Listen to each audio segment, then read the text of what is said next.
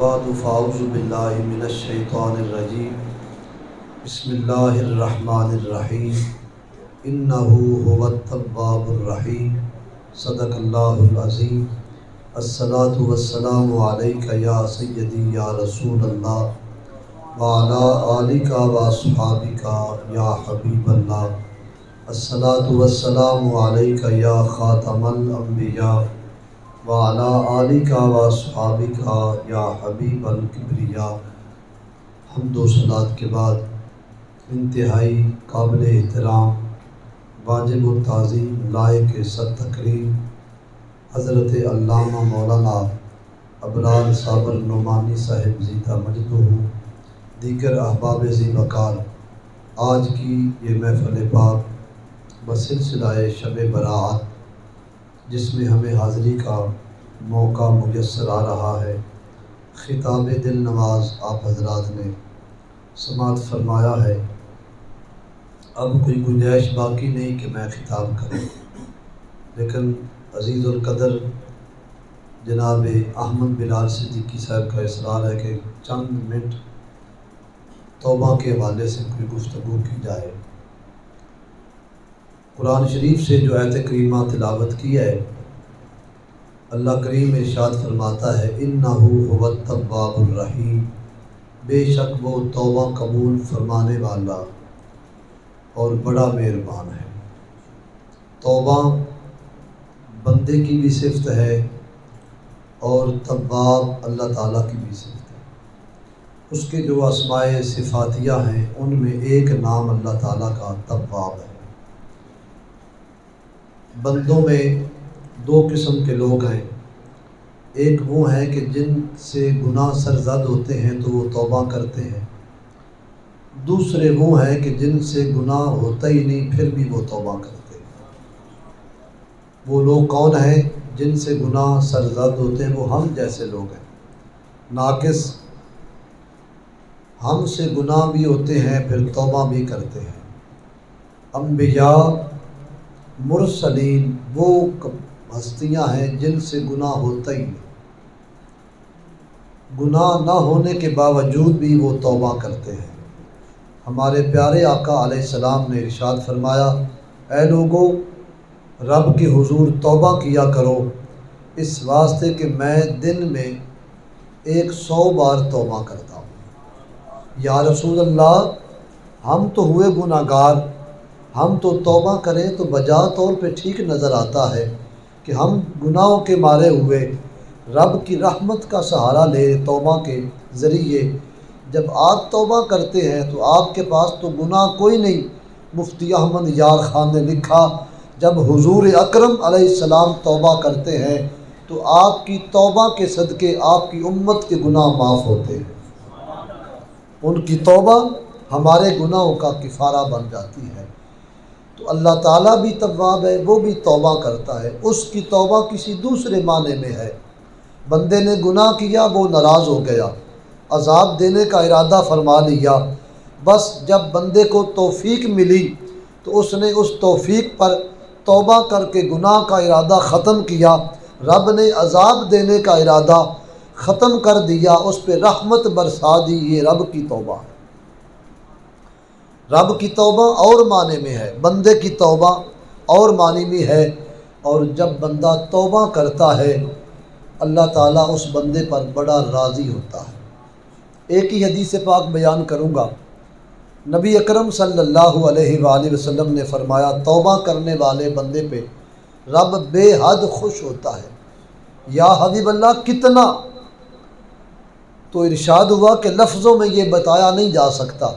ایک مثال ارشاد فرمائی، کریم آقا علیہ السلام بغیر مثال کے بھی بات سمجھائیں تو وہ حق ہے۔ مثال دے کے ہم جیسے ناقصوں کو سمجھاتے ہیں کہ انہیں پھر یاد ہو جائے۔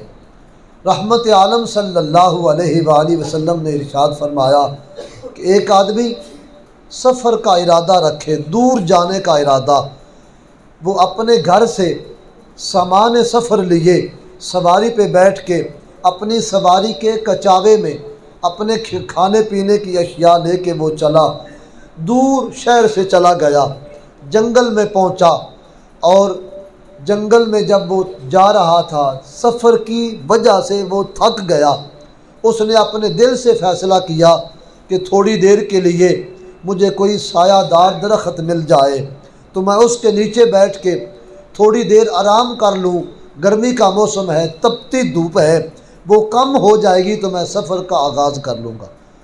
آقا دو جہاں سرور کون و مقام صلی اللہ علیہ وآلہ وسلم ارشاد فرماتے ہیں، پھر وہ بندہ سواری سے اترا، ایک سایہ دار درخت، اس کے نیچے وہ لیٹ گیا۔ جب وہ لیٹا اس کو نیند آ گئی، وہ سویا تو اس کی سواری غائب ہو گئی۔ جب وہ جاگا تو اس کی سواری کوئی نہیں۔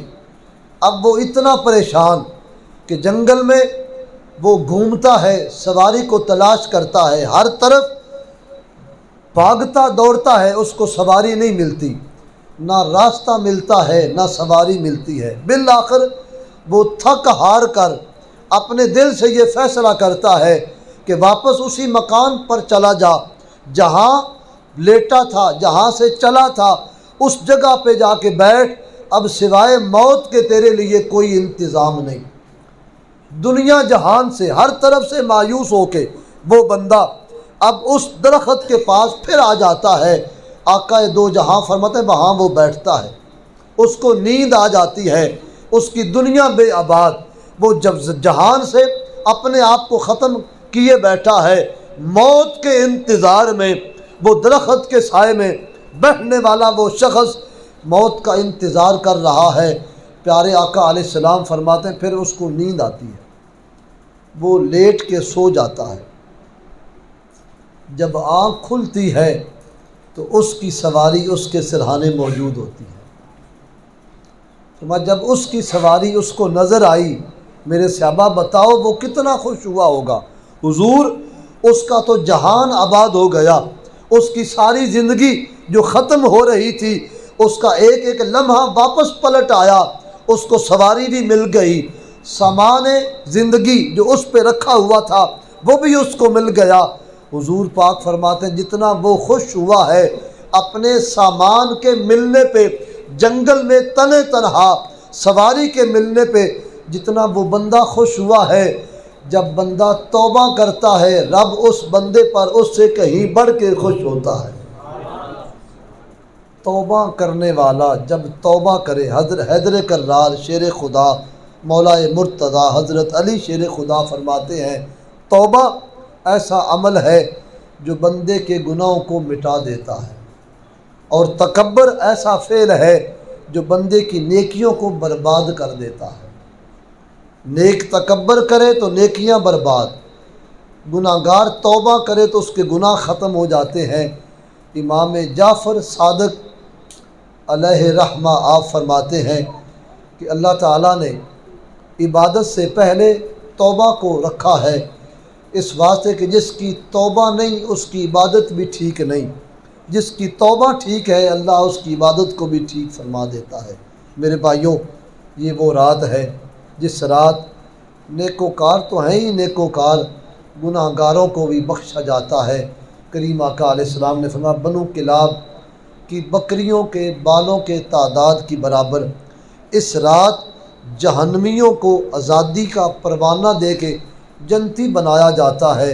کاش اللہ کرے ہمیں بھی ان لوگوں میں داخلہ مل جائے جنہیں آج جنت کا داخلہ مل رہا ہے۔